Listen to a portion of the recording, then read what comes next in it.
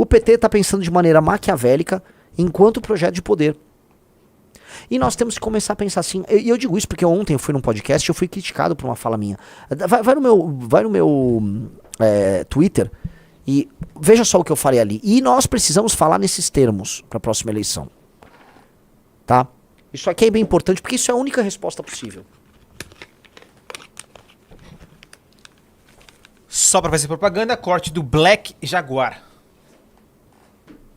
Você é do Brasil produtivo? Eu tenho lado. Eu estou do lado do brasileiro que trabalha e produz. O brasileiro que hoje tá recebendo dinheiro, veja só, ele tá no outro lado da balança. Eu não estou agora preocupado em atender ele. Todo o aparato estatal foi feito pra atender ele. Eu quero atender quem tá trabalhando e quem produz. Porque, olha só, o cara que tá trabalhando e produz e mora numa periferia aqui em São Paulo, o cara sai, vamos supor, de Diadema e vem trabalhar numa região central. Esse cara tá no trânsito infernal, no calor, no ônibus ruim, ganhando pouco, pagando imposto cada vez mais alto. O cara ia fazer uma comprinha lá num site chinês, hoje é taxado. Esse cara tá sendo arrochado, esse cara tá sendo ferrado. Ah, mas o governo agora vai dar um vale gás pra não ser... É isso. Irmão, sabe quem é que vai se prejudicar? Não é o milionário. Não é. Você tem o quê? Você tem uma padaria? Você se cara. Você tem um salão de cabeleireiro? Você se ferrou, velho. Eu vou ter que fazer uma escolha. Eu tenho que escolher entre Santa Catarina e Piauí. Eu quero um modelo econômico de crescimento que permitiu que Santa Catarina se industrializasse e exportasse, ou eu quero um modelo do Piauí em que basicamente a classe política fica pedindo dinheiro pra Brasília. Provavelmente, se não todas, quase todas as cidades do Piauí dependem exclusivamente do governo estadual e do governo federal pra existirem. Elas não produzem nada, né? Nada, são ficções jurídicas. Só que eles têm 3 senadores e eles têm pelo menos 8 a 9 deputados federais. Inclusive os 9 deputados, todos os deputados do Piauí votaram a favor da PEC da blindagem. E só uma pausa. Vamos renovar 2/3 do Senado agora.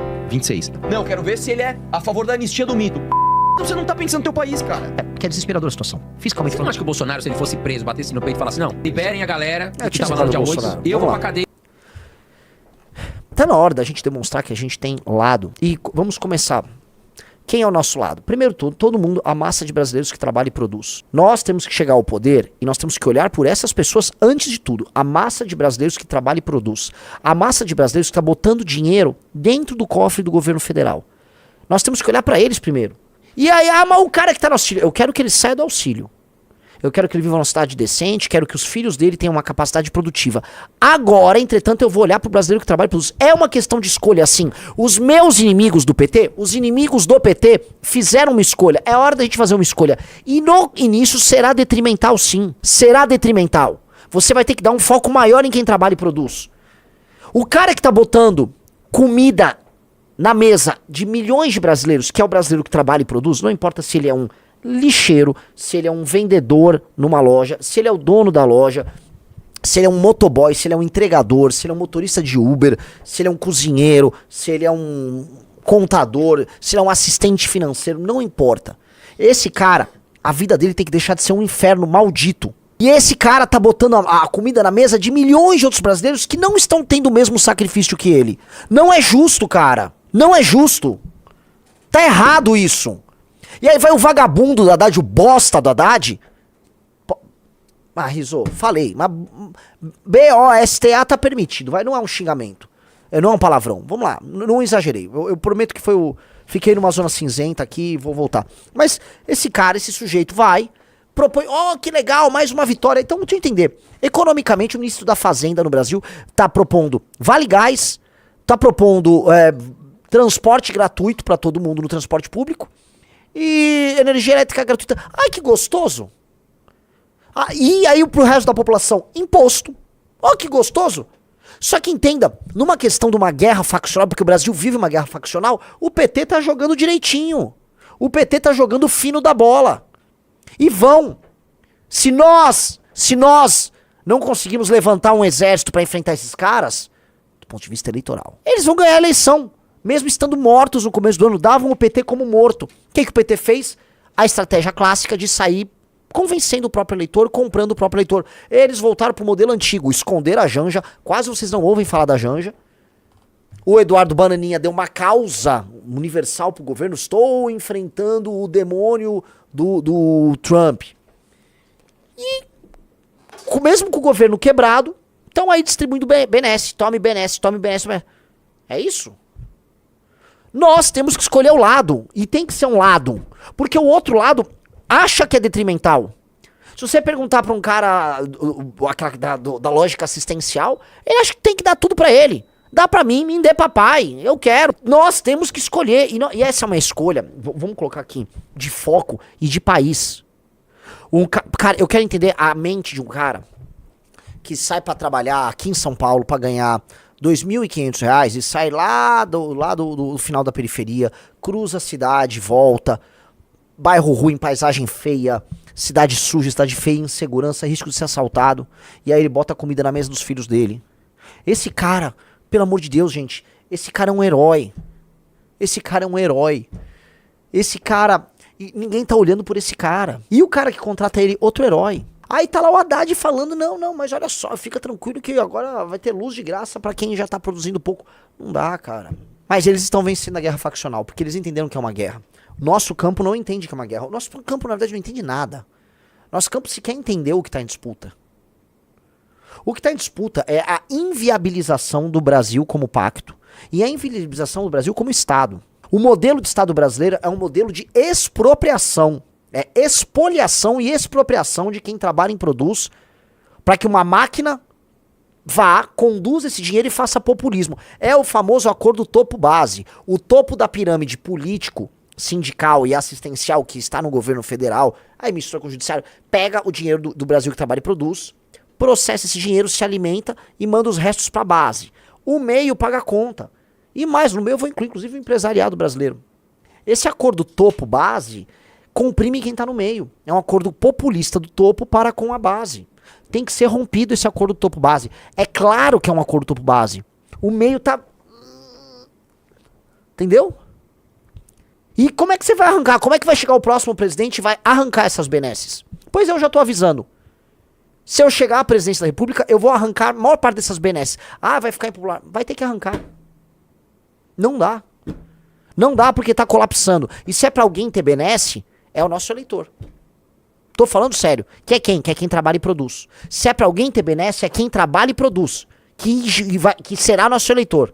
Quem trabalha e produz vai ter que ter alívio tributário. Quem trabalha e produz vai ter que ter uma rua segura pra ir trabalhar. Esse cara que tá sustentando a vagabundagem do Haddad, o populismo vagabundo desse pacto topo-base desses caras, esse cara tem que ter um alívio na vida dele, ele não pode ter medo de ser assaltado, ele não pode perder tanto imposto, ele não pode ter tanta dificuldade pra contratar ou demitir, pra ser contratado ou ser demitido, pra vida dele andar. Não pode ser esse inferno. A galinha dos ovos de ouro não pode ser morta pra que o governo faça populismo com quem tá produzindo pouco. Não dá. Temos que fazer uma escolha. A vida é sobre fazer escolha. Nós temos que escolher. E vocês não verão ninguém falando isso. Pelo contrário, no campo da direita vai vir um monte de cara assim, oh não, nós temos um projeto pra cuidar do povo. Aqui, né? Aqui, ó. Tem que escolher lado na vida. Na vida tem que ter lado, tem que ser sujeito homem, tem que ter lado. Ó, eu tô do lado de quem trabalha. Eu tô do lado de quem quer ralar. Eu tô do lado de quem quer ver bandido preso e morto ou morto. Eu não tô do lado de quem vai ficar oferecendo, ó, você vai ficar com um botijão de gás porque outra pessoa vai economizar as merrecas dela pra poder se sustentar. Não tá justo isso. Não tá de pé isso. Vocês, seu Haddad, seu salafrário, vocês estão destruindo o Pacto Federativo. Anota o que você tá fazendo. As pessoas vão começar a se odiar no Brasil de maneira irremediável. Vocês estão construindo seus salafrários, seus ordinários. Canalhas e vagabundos. Vocês estão programando uma guerra política no Brasil. Uma guerra federativa. Vocês estão inviabilizando o Brasil como uma possibilidade de uma nação grande. Seus malditos. Isso aí que vocês estão vendo é uma destruição do pacto. Porque não dá pra uma galera carregar todo o peso nas costas e outra ficar só recebendo, sem nenhum dever. Que é a discussão que a gente teve sobre a favela. É aquela discussão que a gente tava aqui ontem, né? Que veio o Intercept. Ai, meu Deus, mas ninguém olha pra eles. Deram uma casa pra esses caras. Fizeram 11 casas pra invasores que subiram uma calçada, construíram uma casa ilegal. O Estado foi, deu casa pra eles e eles refavelizaram a casa. Ah, mas tem que ver... Não tem que ver. Eles têm que cumprir a lei. Já ganharam uma casa. O que mais eles querem? Nunca tem dever? É só direito, direito, direito, direito. Agora quem tem dever é a pessoa que pagou imposto pra construir a casa deles. Esse tem dever, né? Ah, e se não pagar o imposto? Foi a prefeitura de Diadema construiu. Então o pequeno empresário de Diadema, veja só, olha que ficção maluca.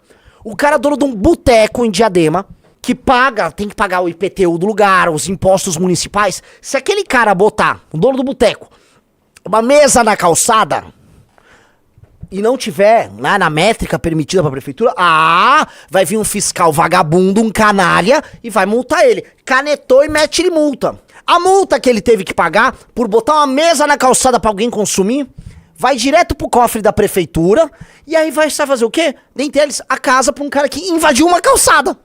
Aí foi feita a casa, aí depois ele reconstrói a favela, invadindo a calçada novamente. E se você reclama, você é preconceituoso. É um país em que alguns têm direitos e só direitos, nenhum dever, e outros só têm dever, mas não tem nenhum direito. Que gostoso. E não tem direito mesmo. Porque se esse cara, o dono do boteco em Diadema, acende a classe média, né? Ele e a esposa dele tiram uma renda aí de 6, 7, 8 pau. Tem gente que fala, nossa, é dinheiro. Isso não é dinheiro, isso é dinheiro de pinga. Dinheiro de pinga. Essa pessoa vive mal. Ele vai ter que ir num médico, vai ter que pagar pra ir num médico, vai ter que pagar pra vários serviços que supostamente a Constituição Cidadã de 88 garante. Garante aqui. É uma ficção. Aí esse cara tem que ralar de trabalhar todos os dias, fica esfolado. Aí, vamos lá, vou voltar pro caso do boteco. Aí lá no boteco dele, né, ele tem que contratar os funcionários. Aí já vai vir um vagabundo de esquerda, né, um pilantra, eu sou comunista, não, mas e a escala 6x1? Vai chegar pro dono do boteco, e a escala 6x1, seu explorador? Um bosta, vai vir um bosta de um vagabundo apontar o dedo pra esse dono do boteco. Não, esse é um explorador, dono dos meios de produção, de entrega de cervejas em garrafas. Essa é a ficção, Brasil. Isso é uma ficção, meus amigos. Isso é uma ficção insana. Uma ficção absolutamente insana. E essa ficção tem que acabar. O presidente da República... Assim, o Bolsonaro, quando chegou lá, ele chegou lá assim... eu sou filho dessa revolução, então eu vou cuidar do Brasil. Ele nem sabia o que ele estava fazendo. Mas essa não é uma live pra ficar falando do Bolsonaro. O Bolsonaro acabou. O Bolsonaro já era. A questão é... O que um presidente antipetista tem que fazer quando chegar ao poder? Se ele chegou ao poder, significa que ele teve 50% mais um dos votos, certo, Riso? Certo. Ele tem que honrar esses caras. Ele tem que honrar, porque foi o Brasil produtivo que votou nele. Então ele tem que honrar esse Brasil produtivo. E esse Brasil produtivo quer segurança, ele quer pagar menos imposto, e ele quer ver a vida dele melhorar economicamente. Então vamos olhar pra isso.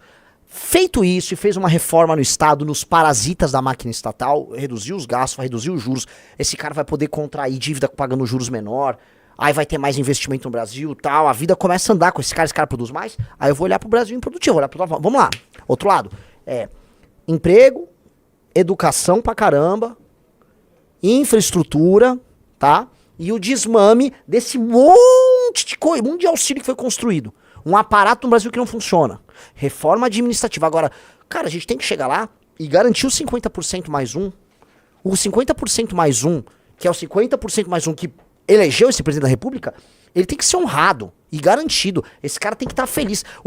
E essa é uma lição tão óbvia de ciência política. O Trump chegou lá, ele entendeu que ele ganhou com o eleitor branco, lá de classe média americano, e com a galera dos tais swing states, os estados que estão se desindustrializando, estão percebendo uma mudança no padrão de vida. O Trump, ok, eu ganhei, Pensilvânia, esses estados aí. Beleza. Ele olhou esses estados e ele falou, bom, é pra taxar? Pra esses caras sentirem que eles falam. Ele atendeu, e ele vai atender. Não sei se vai funcionar. Saiu um artigo do Curtis Yarvin agora, né, bem negativo sobre o cenário do futuro do movimento MAGA. Mas o Trump tá tentando avisar, meu eleitor, tô entregando o que você queria. Nós temos que chegar lá e fazer isso. Porque os nossos inimigos fazem. Eu preciso refalar, os nossos inimigos fazem. O PT, quem votou no PT, Riso? Uma classe mais pobre, dependente de Bolsa Família no Nordeste. E aí você soma os funcionários públicos, Okay. uma classe média de esquerda que tem, urbana, tal, é isso, né? Ele tá entregando tudo que esses caras querem. Pra Sim. classe média urbana, olha, tem um filme agora da Fernanda Torres, ganhou o Oscar, nossa, que legal. Aí vai lá, soberania, cachorro caramelo, ele entrega a narrativa pra esse cara. Le Rouanet. Pro funcionário público, Le Rouanet também, pro funcionário público, né, deixa as mamatas rolar. E pro cara mais pobre, toma, se vocês quiserem, toma. Dinheiro de helicóptero, vai jogando dinheiro. Dinheiro. E pra nós, que somos adversários, o que ele jogou pra classe média que trabalha e produz no Brasil? Imposto. Imposto. Ele puniu. Gente, é tão óbvio, ele puniu. Ele não esconde o jogo. Ele vai falar que nós somos fascistas. No fundo, ele acha que a gente tem que ser punido, a gente tem que ser expropriado. Veja, e não só eles, a situação vai ficando tão inviável, que aí surgem os fiscalistas. O prefeito atual de São Paulo aparentemente quer aumentar imposto, IPTU. O prefeito de São Paulo quer aumentar o IPTU. É isso. Pra quem trabalha e produz imposto. Ora, o jogo tá muito claro. Eles, nas esquerdas, eles querem guerra, eles são feitos pra guerra. A esquerda é forjada na ideia de um conflito eterno. Este conflito está sendo, ó, a lógica do conflito, estão dando. Estão garantindo o eleitor deles, cuidando deles e punindo o adversário. O adversário tá fraco, tá machucado. O que nós precisamos fazer? Mesma coisa agora. Escolher lado. Escolher lado. E mais, e não pense que a coisa é detrimental. Se você mora no Piauí, você tá me assistindo. Se você mora na Bahia, você tá me assistindo. Se você mora no Sergipe, tá me assistindo. E você é uma família faz parte de uma família que trabalha, que rala, que quer tocar a vida. Meu velho, eu tô com você. Eu entendo que você eventualmente é minoria. Com certeza você é minoria no teu estado. Mas eu tô com você. Eu tô com você, eu preciso da tua ajuda. Porque não dá, você é especialmente parasitado.